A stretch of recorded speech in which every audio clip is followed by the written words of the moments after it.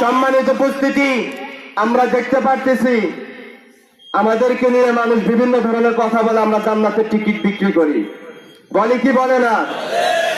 আরে ভাই, জান্নাতের কথা যারা বলে, জাহান্নামের ভয় যারা দেখায়, তাদের নামে অপবাদ দেন, জান্নাতের টিকিট বিক্রি করে।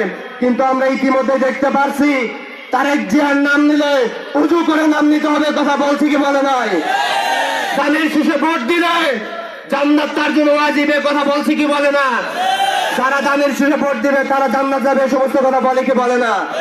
তো আপনারা জান্নাতের টিকিট বিক্রি করেন, আপনারা বড় বড় মুফতি হয়ে মানুষের কাছে ফতোয়া বিক্রি করেন, আপনারা ধর্মের নামে ব্যবসা করেন, আপনারা মানুষদেরকে ধর্মের লেবাসে এসে ধোঁকা দেওয়ার চেষ্টা করেন, আর জামাত ইসলামের নেতৃবৃন্দকে বলেন তারা জান্নাতের টিকিট বিক্রি করে।